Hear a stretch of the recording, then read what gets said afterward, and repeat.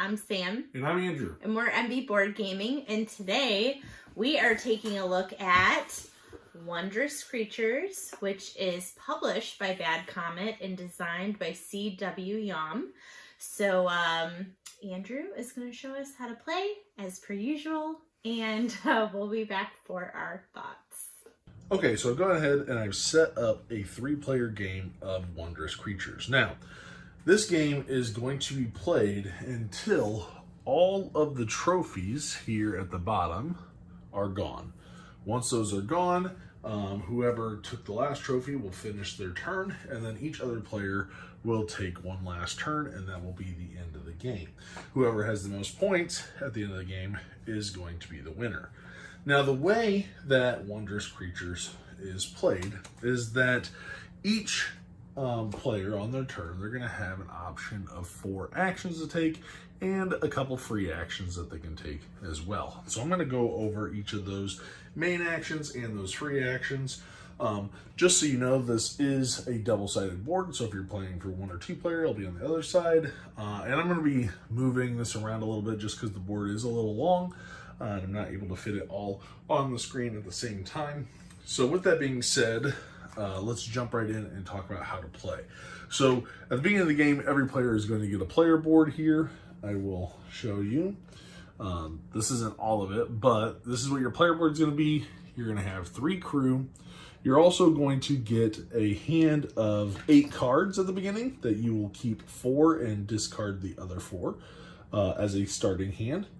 You will also get a couple of these captains that have their own little special abilities that you will be able to choose from, and you will then take your little captain, and he has a magnet on the bottom, he or she, and you will place them on the crew member that also has a magnet, and that way you know which one your captain is. So there's definitely some asymmetry to this with your captains, and the captain abilities will be locked at the beginning of the game. Also, you are going to have, I'm going to show you here real quick, during the game, you are going to have a number of achievements down here that you're going to be striving for. Each player can successfully meet 6 of the 7, potentially maximum. You won't be able to do all of them, but this is going to be also changing depending on each game. There are a number of achievements that are available during setup to make a variety or a variable. Okay, so anyway, with that being said, let's jump in real quick, do an overview of those actions. So on your turn, the very first, one of the things that you can do is you can place a crew member. Now, when you place a crew member, you're going to be taking one of your crew, with your captain or without, doesn't matter, and you're going to be placing them here on the board. Now, when you place a crew member, they cannot go in the lakes or obviously off the board. They can go in the mountains. However, if you go in a mountain, whether it's 1 space or 2 spaces, you do have to pay a resource. So you can pay any resource you want, but in order to go in the mountains, you will have to pay a resource, which is shown here on the board. It also shows that you can't go in the water. And what you're trying to do is you're trying to be adjacent to these different habitats, okay? That's going to allow you to gain some resources as well as potentially gain some creatures that you can put into your reserve. So in this game, you're out there gathering these wondrous creatures and getting eggs of these wondrous creatures, and you're building this little reserve for them. So when you go out, you can place them, like I said, anywhere. If you place them on a space that has an egg, you automatically will collect that egg, and that egg will then go on the top of your board. You can hold up to 12 eggs, and you will have little benefits that you will get when you cover them up with your egg. And you'll keep them on the unhatched side. There is a hatched and unhatched side of each egg, and so when you gather them, make sure you keep them on the unhatched side. And just for sake, I'm going to put my captain card right there just for visual purposes. Okay, so you're going to put your character out there collecting the eggs that you are on, and then what you're going to do, if you put in the mountains, obviously you pay for the resource, then you're going to resolve each habitat around you. So if I placed here, I have 3 of these coral habitats. And there's 2 things that I can do for each one. So I'd do one or the other. I can either gain the resource, which in this case is coral, and I would indicate that by moving up this track. Or I can use that coral, and I'll show you here on the board, slide this down a little bit, to show you these creatures up here. And so I can, instead of taking a resource, I can get a card with the matching habitat of that wondrous creature. So I could take this card here, since it has a coral in the top right-hand corner. So they're gonna have a species type, and then they're gonna have a habitat type, a cost, and an ability, okay? So instead of taking a resource, I can take this card and it will go into my hand. There is no hand limit, so it's no problem to take them. And also this card is worth 3 points at the end of the game. So once you've decided which of those you want to take for each of those habitats, that's the end of your turn. So that's one option that you can take. Second option that you can take is playing cards. So like I said at the beginning of the game, you're going to have a number of cards in your hand. And they're all going to have different habitats, they're going to have different species, different abilities, and there are a couple different cards. So I'm going to take a second to show off what are some of the different abilities you might see in the game and what they all kind of sort of do to give you a feel for the game. So I'm going to grab one here to show off as well. So essentially in the game, there are a few different types of cards that you're going to have. You're going to have these red bell cards that are end game scoring. So this one's going to give you a point for each crustacean icon that you have in your reserve. And this includes eggs, hatched or unhatched, or cards. You're going to have ongoing abilities that each time you were to gain an egg, you would gain a victory point. And this is just always permanently going on. You have immediate effects that take place. So in this case, you draw a card and then you gain an egg of that species. So whichever card you get, whatever species it is that you drew, you get an egg of that type from the supply. You are going to have energy cards where when you play these, you're going to get a set number of energy tokens to place on the card. And you can use this energy, which we'll talk about in a little bit, in order to take the effect. So in this case, you would discard an energy above to take a card from the wilderness. The wilderness is this row here that refills at the end of every player's turn. And that's pretty much it. So you're going to have those different types of cards. Oh, no, this one is the other type. You're going to have these, what they're called recharge cards, okay? This is going to happen essentially when you take a recharge or a rest type action. If you're familiar with worker placement, that's when you're going to collect all your workers and take them back. That's when these will activate, but I'll talk a little bit more about those in a minute. So this says when you're recharging, you get a mushroom, but you also get an additional mushroom for every 3 trophies that you have. So those are the different types of abilities that you're going to see in the game. And you're going to be collecting these different tags and different habitats in order to accomplish different achievements and being able to score victory points. So you can play up to 2 cards. You don't have to play 2 cards, but up to 2 cards from your hand when you take the play cards action. The next action is going to be completing an achievement. So like I showed you before, you have these achievements down here. The first ones are essentially whoever does it first. So this is like 14 cards in your reserve, 8 unhatched eggs, or 6 cards with the same habitat. Whoever gets that first, on your turn, you're going to take one of your achievement markers on your board here, and they each have little benefits along the side. And you'll place them. Let's add 14 cards in my reserve. I would place that here, and then I would get my reward. Rewards can be resources, victory points, extra cards, some nets that we'll talk about, being able to refill energy cards, or even activating some of your recharge cards. Then after you do that, you take a trophy and you'll place that in front of you. Trophies are worth 3 points at the end of the game. So not only are you getting points from the achievements, you're also getting points from the trophies. And there are a lot of abilities that trigger whenever you get a trophy. Okay? So after you do that, that's your entire turn, other than the free actions, which we'll talk about here in a second. And then last but not least, You can only do this one. This is the recharge action. So let's say in a few turns, I take all these actions, whatever. I can only take a recharge action when all 3 of my crew are out on the board, right? If I don't want to play any more cards, if I'm not claiming any achievements, whatever. So long as I have all 3 out there, I can recharge, which is where I will take all of my workers back. I will then advance this time marker. And as you can see, there are these little tokens up here. Let me move this down actually so you can see, because you can't. You're going to see this little time marker here. And as it advances, some of these are going to have little tokens on them for eggs to come out. And so you're going to flip it over. There's going to be a symbol, and you're going to add eggs. Take eggs from the bag and add them to the board. Okay?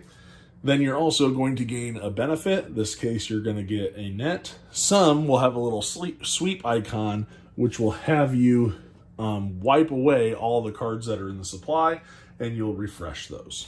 So those do refresh quite frequently, and there'll be other ways throughout the game that you'll be able to refresh as well. So then after you advance it, you then have a hand limit. So during the game, you don't have a hand limit. However, when you recharge, you can only have 5 cards in your hand. So if you're over 5 cards, you have to discard down to 5.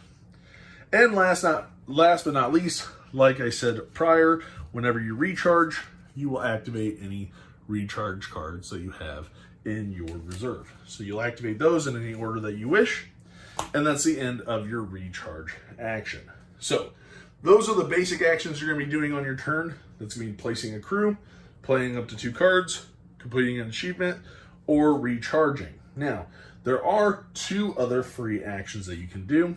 I'm going to place these guys back out here just for examples. One is going to be using energy. Okay, like I had shown earlier, for example, this card, when I play it, I'm going to get 2 energy that's shown here on the card, and I will be able to spend those as a free action to do what the ability is on the card. So that's a free action to spend energy. Okay? And just so you know, energy of 1 card can only be used once per turn. Okay? And then the other action is going to be these little nets. So at the beginning of the game, you're going to start with one of these, but you're also going to be collecting them throughout the game. Cards might give them to you. As you recharge, you're going to get some. But these nets are for a couple of purposes. You can use them in 2 different ways. You can spend a net as a free action to take an egg that is adjacent to your crew. So in this case, I could take this chameleon reptile guy.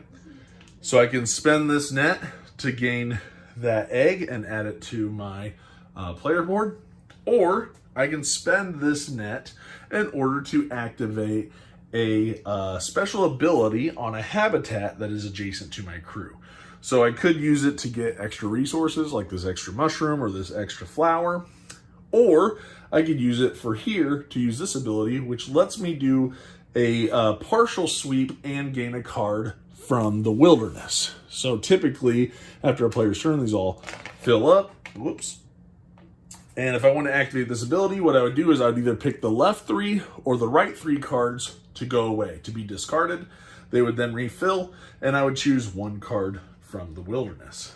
And there are different abilities. It could be flipping over hatched eggs back to unhatched eggs. It could be gaining some victory points, that kind of stuff. And as you are going, I will point out during the game, there will be on the, I'm going to move this so this will be a little easier to show you. On the score track here, you're going to see there's some different highlighted spaces. Some of them will give you these nets. Some will show you a little blue symbol that has a little telescope in it, and that's going to be these discover tokens. Whenever you meet or exceed that number of points, you will choose one of these to place out onto a lake, making each of these spaces on the board a little bit more valuable. You could have up to 4 habitats surrounding a specific location that a crew can go to. If you go on a lake that has an egg, you collect that egg. There are also places on the board where you will gain trophies. So if you get to 50 or 30, you will get a trophy from the board as well. And these will only be received the first time through. So after you go past 50 points and coming back around, you're not going to then receive these awards again. Also, one thing I will point out is that when you are achieving these achievements, I should have mentioned, the very first one, as soon as you achieve one achievement, your first one, you will then unlock your character's ability. Okay? Once you do that, some will have abilities that occur as soon as it's unlocked. Most of them are generally just when you're placing the captain, but then you'll have access to your captain's ability. You have a maximum of 3 nets that you can carry. Any nets past 3 will give you a victory point, and you have a maximum of 12 eggs that you can get, and those eggs past 12 will give you 2 victory points. Now, I will mention with these eggs that you're going to have hatched and unhatched. These eggs help you to reach some of these different species abilities. So in this case here, you want 3 or 6 mammals. You can use eggs to count as those icons. However, if you are using them to fulfill this achievement, you will then have to hatch those eggs. So if I have this mammal egg here and the rest of the other 2 or the other 5 were in my reserve, I would have to flip this over to show that it has been hatched. Okay? And that egg will now not count towards my 8 unhatched. However, as I showed you before, there are abilities to flip these back over so that they are unhatched once again. Okay? And that's pretty much going to do it. You're going to get points for the trophies I talked about, for the achievements, for the different cards that you play on your board, and your end game cards that you have with the little red bell. Those will also give you end game points, and then you'll also get a victory point, 1 for every 4 resources and nets that you have left. But like I said, at the end of the game, whoever has the most points is going to be the winner. And that's how you play Wondrous Creatures. All right, and we are back. So this was our number 3 of our most anticipated games of the year. Yes. I think for me, it was number 2, and then we combined lists. Right. So yeah, I saw this when we were looking at Kickstarters and upcoming games that were coming out. Yeah, I had sent you some links, I think, back then. Yeah, and this instantly caught my attention because, well, animals, but also they're mythical creatures. So for me, yeah, I thought that was just really cool, and it was a unique concept and kind of fairy tale-ish to me. So, yeah, it instantly drew me in. Okay, yeah. And this seems to be the year of cryptics and anything obviously magical. I feel like we had a few games that we were interested in when it came to cryptics. So, and this, we liked the previous game that came from Bad Comet, which was Life of the Amazonia that Nick and Vic have. So we really enjoyed that one. So Yeah. Coming off of that, I was like, ooh, okay, well, it's the same publisher. They're kind of getting a little bit of a roll, it seems like, at least since Life of the Amazonia. And so I was like, this looks like a solid game. I like the idea of the board having these kind of ever-changing worker placement spots. I guess they're not technically worker placement spots, but they are. And so, yeah, so we went all in. And I think just seeing the production of the game, I think they did a really good job with the production. The components are really nice. The fact that they have those little captains that are magnetized that go on your crew, that doesn't have to be in the game, but it's a really nice it really is. Yeah, a nice feature to have. It's just something they went a little above and beyond. Some places just have it's not like Everdell where you have to wedge it, or you had to use the saddles and you had to wedge it in there and hope that you didn't scratch the paint off and right. Yeah. Well, the stickers on, yeah. But anyway, Yeah. like, yeah, it was just cool that they just added this little lifestyle perk into the game of like, okay, we're gonna have a magnet and you just attach it to them, which is cool. I thought that the icons, the graphic design was really clear and easy to understand, especially when it came to like on the board. It didn't look too busy, even when you were playing with a lot of players. Like you could easily see, like it was easy to understand. Like, okay, where are those little icons for when I put out the eggs? Where you know the different habitats, all that kind of stuff. Right. The art on the cards was really nice, and they were all unique. I think there were definitely some reused abilities because I had seen a few. Yeah, there was a couple repeats, but they were few and far between. But all the artwork was unique, which was good and really cool artwork. And like I felt like they had to have so much creativity to be able to design the creatures because it was like. Some of them, I mean, well, all of them were very unique. Like, I mean, you had your basic ones that you're like, oh yeah, you know, that's what you would think of. But they like, I don't know, they all the different like insects and the aquatic ones, yeah, and like the land animals and just it was like a lot of different ones. And I think there's like 130 something of them if I remember right. And so, I think production, they did a really, really good job. Especially, we did get the upgraded components. So we did have the metal trophies and the wooden eggs, which were really cool to have.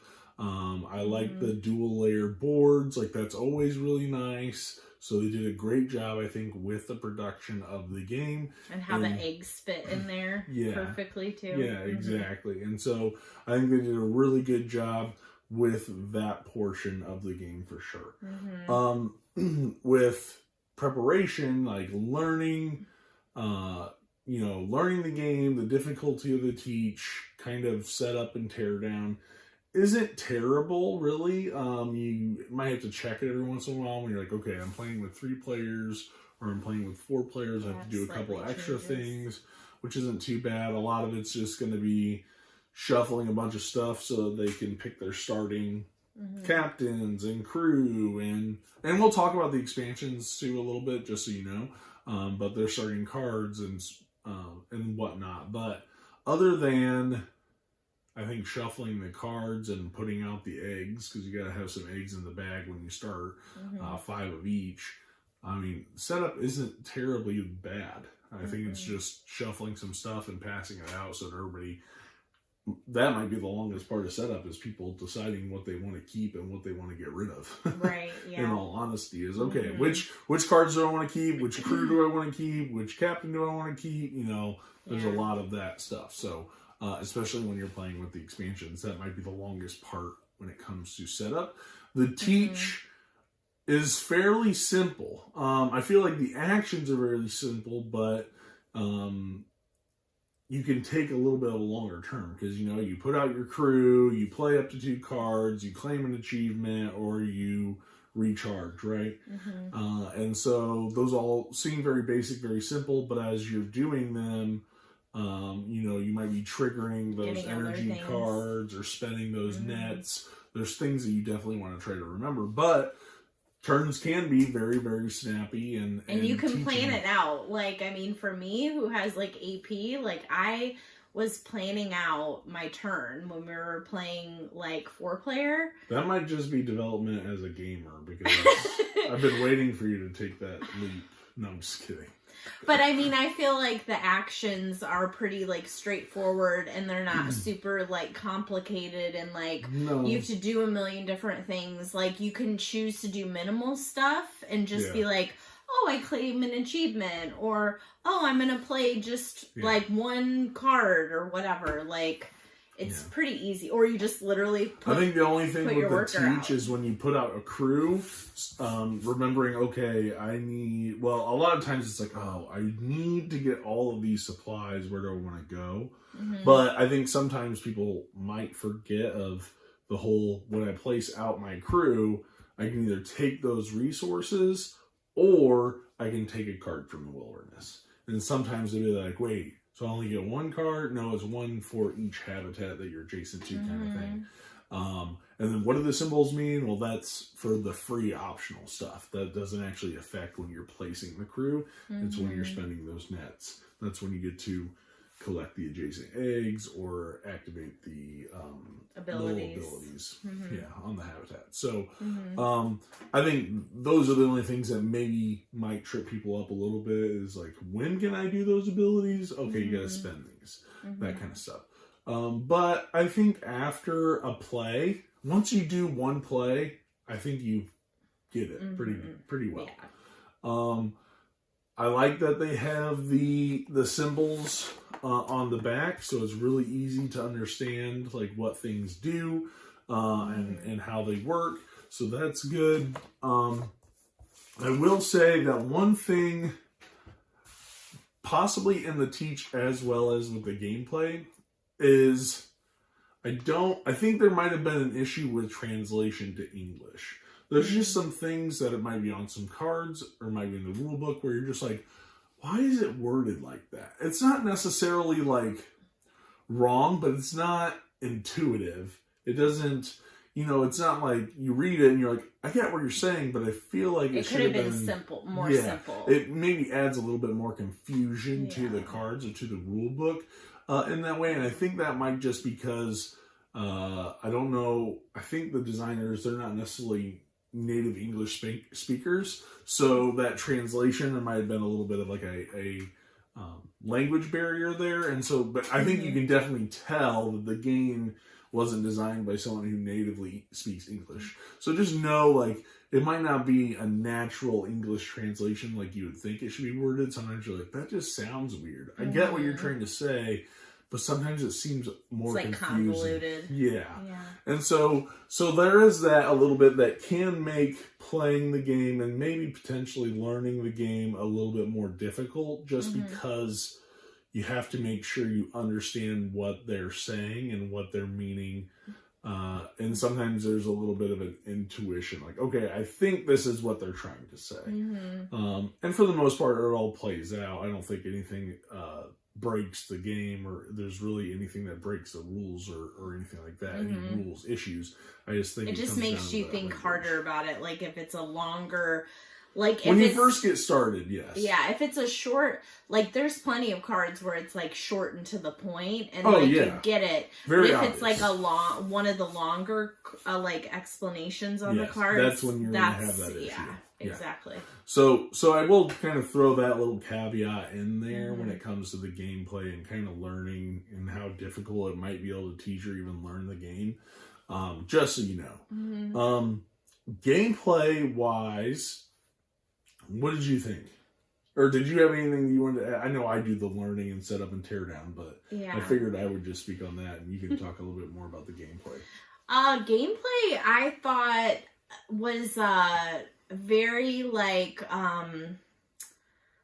just easy to learn. I felt like, and I'm the type of person, like, you can, and like you read me the rule book and explain, and I'm kind of like, oh yeah, okay. But I think even Vic said this, that like then she plays and she's like, oh okay, this is very like simple. I'm putting like my workers out, like it's like a worker placement game, and you're building your tableau, and it's like you have lots of different options of what you can do, but not too many options, which I like that, because then I get too much in my head of like, what do I do type of stuff. But I like the whole combination of like worker placement, and you're like building out these cards, and you're like triggering different abilities, and it's like each person has their own unique stuff that they're doing. Right. And then but it's a race, to who can get to those achievements first. So it is a little bit of a race, and you have to kind of like balance of like, what do you want to go for, and then it might change based on like what kind of cards you get, because I mean there are sometimes like I would be in the middle of playing and I'd be like, oh, I kind of gotta like pivot on what I was gonna go for, because now that achievement is taken or they're going for that. This is very much a game where I feel like you need to pay attention to what the other person is doing. Collecting. Yeah, like you're doing your own thing, but you're also competing for these achievements. So you have to pay attention. So, and I don't always do that in games where I'm just focused on like my own thing and we're competing. But I feel like for this, I'd be like, okay, well, I see, you're going for iguanas or monkey, cards and stuff, or the mammals or whatever. Mm-hmm. And I'm like, well, I don't have that many, so maybe I won't go for that type of thing. Right. So you kind of change what you might do. But yeah, I mean, overall, I like worker placement games. Like, I really do. And I loved the whole, being able to place your workers out on the board and you get different resources and you can choose, do I want to use those resources to put them on my board, or do I want to spend those to get cards? So that was kind of cool too, is I can pick a card from the wilderness. So I liked the variety of the actions. Mm-hmm. Yeah, the thing that drew me in was this idea of I had a worker that took up 2 spaces and I activated things around it. So it's not like you have a bunch of worker placement spots where each space is a different action. It's more so that you're putting them out on this board and you're collecting resources based on where you're on the map, right? The thing that's cool is when they add those little special abilities on those discover tiles, or some of the different habitats have these special abilities on them that are those optional that you can use the net for. That's when those locations will matter a little bit more. So I really like, you're like, oh, please don't take that spot. I really need That's when you gotta change what you need. I need 3 fruit, and I don't want to go on a mountain to where I have to pay a resource to get it. So I really like that as you're going, those spaces are going to change, right? Because these discovery tiles, I want people to score points early in this game because I want to get more discovery tiles out there so I can make those spaces more lucrative, right? I'm over there, I'm like, oh man, there's just a couple flower spaces, but I want flowers and fruit, or flowers and, mushrooms, that kind of stuff. So being able to build out some of these spaces where that really works, that space works perfectly for the kind of cards that I have, because I really need that kind of combination of resources. Yeah. I think with that, there is a good amount of strategy in the game, because I can focus on a little bit with my engine, right? Because you're playing these cards and you can kind of build a little bit of an engine with those ongoing abilities or those recharge abilities. So if I'm getting a lot of whenever I gain an egg, I trigger all these things, or whenever I get a trophy, I trigger these things, or when I draw a card, and I can kind of play around this little tiny engine that I have, or every time I play an instant cards, I get victory points, or I get a whatever, So I think you can build, it's a nice little engine build there on the side too, which is really nice, and I like that in games a lot. One thing I felt like is that turns did feel pretty streamlined, because you had turns where people would just put them out, okay, I'm just taking resources, go. Right? That's it. You had other ones where it's okay, I'm playing 2 cards, but I play this card, and it lets me play a card from the wilderness for free, and that card lets me do this, and then I'm playing this other card, and that's going to trigger XYZ, so I get a point, and I get an egg, and that egg gives me this benefit, so I get to draw some more cards. So you do have some combos that you can really put out, which is, I like that, when you can just make things kind of flow together, but turns can also be really quick and snappy, so it just depends on your turn and what you're doing, because claiming an achievement is pretty quick too. Okay, I take this, I get that reward, I get this reward, I get the trophy, whatever, make sure, and I'm done, right? Yeah. And so turns can be pretty quick, it just depends on your turn and how elaborate it's going to be. So but overall, I felt like turns were relatively quick. One thing is that I and I said this after, because we played this at 2, 3, and 4, and something I didn't realize until after my first time play was where I was like, the eggs are more significant than I originally thought. And the game feels very thematic, except for one thing that is a little weird to me. And I'll get to that with these eggs. So those eggs are great because you can spend them towards going to those achievements, or you have cards where you can hatch them. They give you victory points and whatnot, or you can hatch them to get out more. But then once they're spent, you can't use them for those achievements. And the one thing that doesn't seem thematic to me is, I can unhatch the eggs. So I'm like, how does that work? Like, shove that baby creature right back in that egg and glue it up and flip it back over. That's the only part that's not thematic, but I can overlook that pretty easily. I mean, I'm not going to be like, this isn't thematic. I don't like it. I did love that the eggs were used for, like, could add to your cards and the icons, so you could get those achievements. And, like, if you didn't have them flipped, then that was like a permanent symbol, which I liked because you may not be getting the symbols you want with the cards. No, because those cards go away fast. Yes. And they get swept a lot. Yeah, so you may have your heart set on one and then someone sweeps it and you're like, oh man. Right. Well, every time people, it's like almost every other time or every third time somebody recharges, they get swept too. So that's something that you have to kind of lean on those eggs. Again, it's kind of luck based on what gets pulled out of that bag and what symbol they're going to.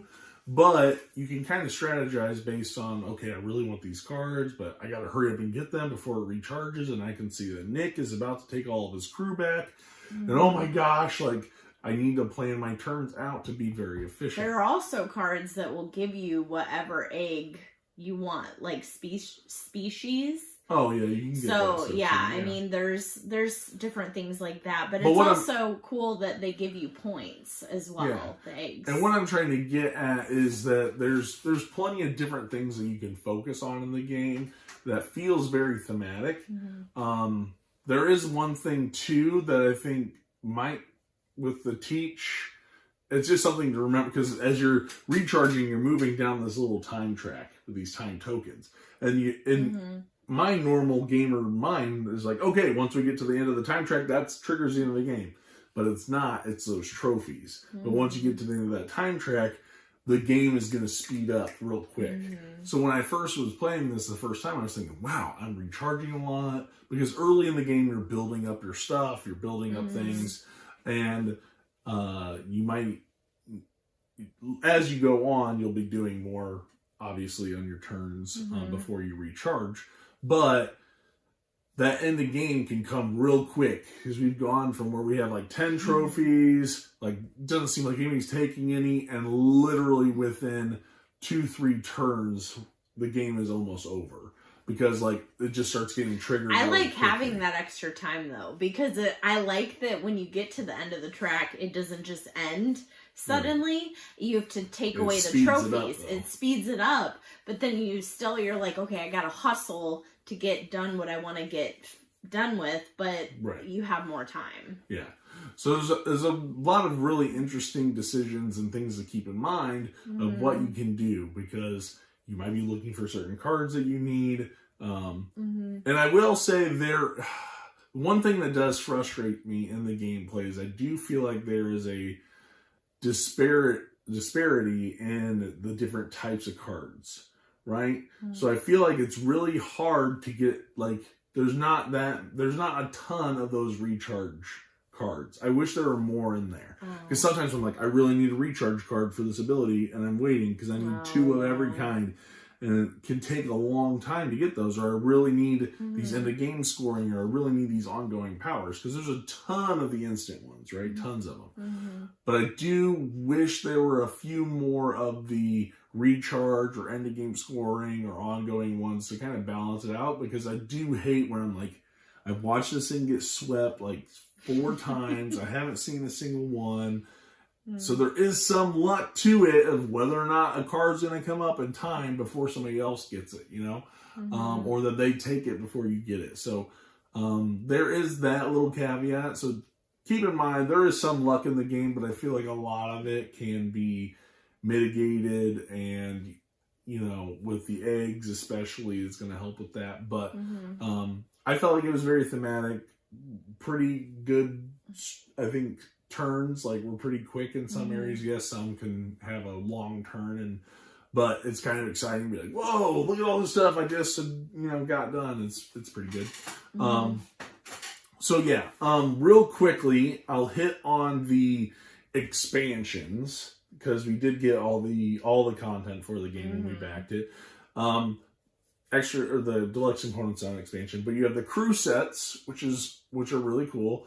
It gives you more captains and more. I think it gives you more crews, or I think that's the one that kind of. It's not more crews; it gives you more captains.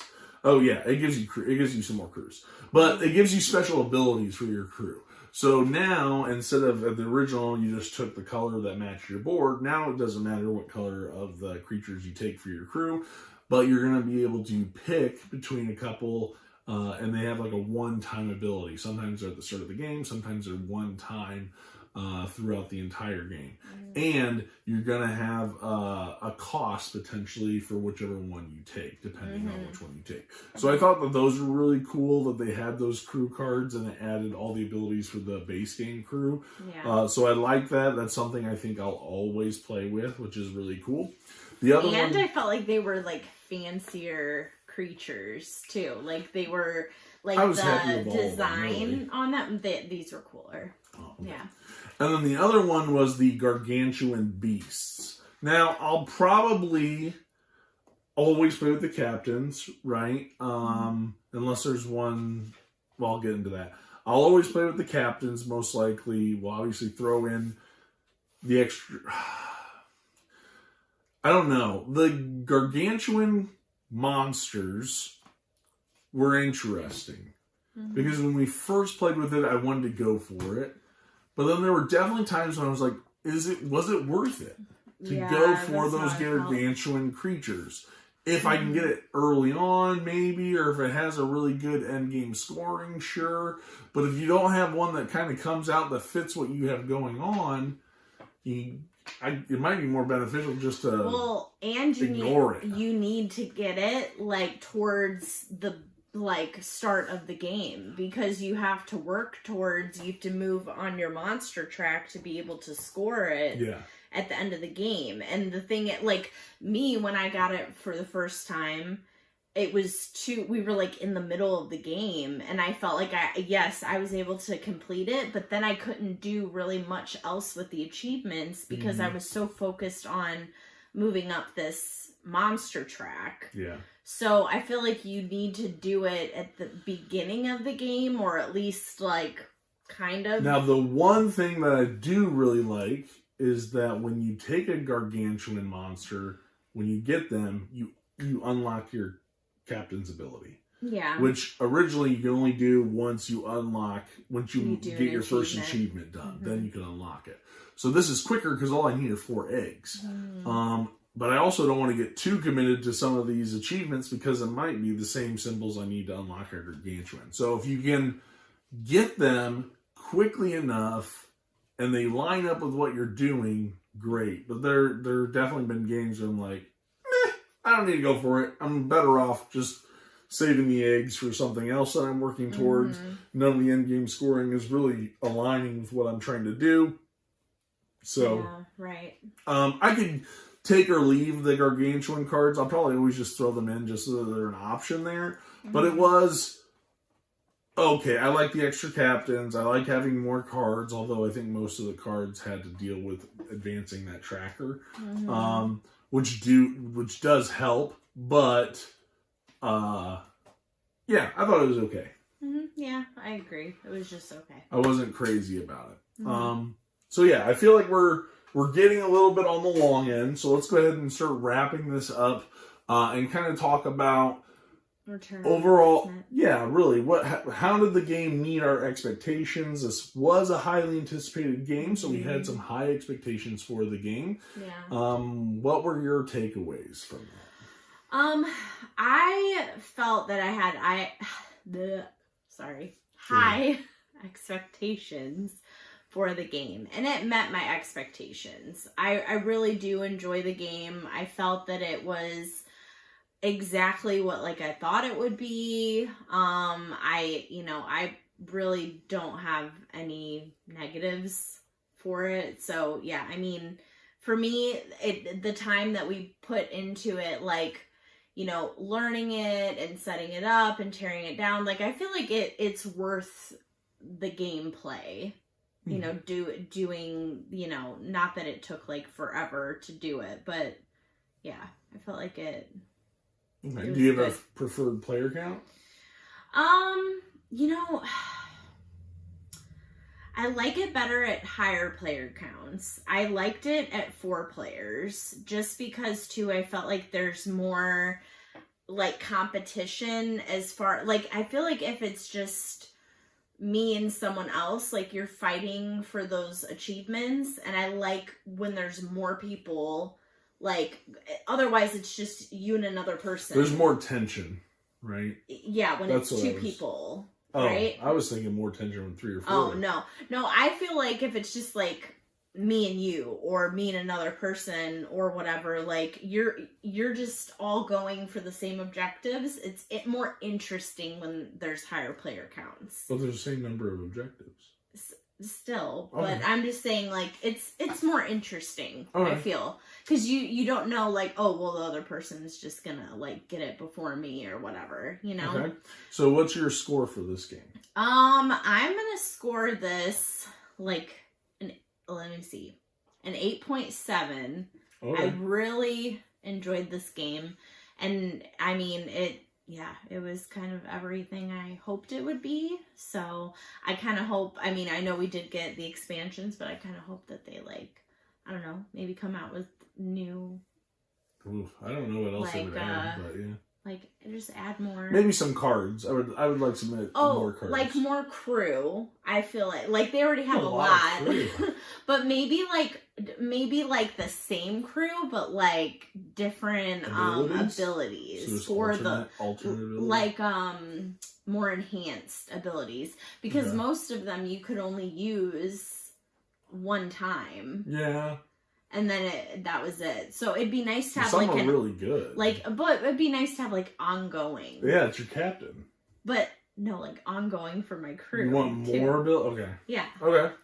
All right. Well, for me, I was highly anticipating it, but I was cautiously hopeful because last year we played Life of the Amazonia, and I loved it. Mm-hmm. But I think they also did Serengeti, and I was not intrigued at all with that one. So I was like, oh man, I really hope this is good. I don't want them to have like a slump after Life of the Amazonia. I really hope. And going all in on the Kickstarter, I was like, please don't be a waste. So I was cautiously hopeful, and it exceeded what I thought it was going to be. Okay. I thought it was going to be good. I didn't think I was going to like it as much as I do. Mm-hmm. So I was a little worried, but I'm pleasantly surprised that it was better. I don't know, better than what I hoped, I guess. I don't want to make it sound like this is such an anticipated game, but I'm very down on it. Like, don't expect it to be that great. But I think it kind of exceeded those expectations. So I do prefer it at higher player counts just because I love that interaction and that tension that it brings on the board, and trying to be like, oh man, they're going to get that achievement if I don't hurry up and I need to figure this out kind of thing. Really cool. I like the mechanisms and how they work together, as I said. And I think there's a good amount of replayability. I do wish there were more variety with the achievements, because you're going to see a lot of repeats over and over. So, obviously there's always going to be that one symbol that one species that's not going to be there, but there's enough replayability for me to keep coming back, especially with the crews and the captains and stuff. So I'm not worried about replayability that much. There are just some things where I just kind of want more of it. I don't need a whole lot of extra stuff, or like a whole thing tacked on. I just think a few more options for that stuff. No, I just want the achievements and some cards to make it a little bit more balanced there. But anyway, I'm coming in. I'm not as high as you, but I'm coming in at an 8.2. I think it was really good. Really enjoy this game. I'm excited to see where it's going to kind of fall in my mind for the end of the year. I mean, it is September, so we're getting close to the end, and our other highly anticipated games are going to be coming towards the end of the year. So I wonder where they're going to fall. Maybe we'll have to do a list to see which of those games actually if they get here by the they're supposed to. So we'll see. Yeah. We will see. So that is going to be our thoughts on Wondrous Creatures. Let us know if this is a game that you passed on, or that you picked up, or if you're interested in it. I feel like cryptics have kind of been our things. We have another one that's going to be coming shortly, so I think there'll be some high comparisons when that one gets here. So you'll have to wait and see about that. But yeah, just let us know what you think about it in the comments below. Also, please like and subscribe, and we will see you guys on the next one. Thanks for watching. Bye.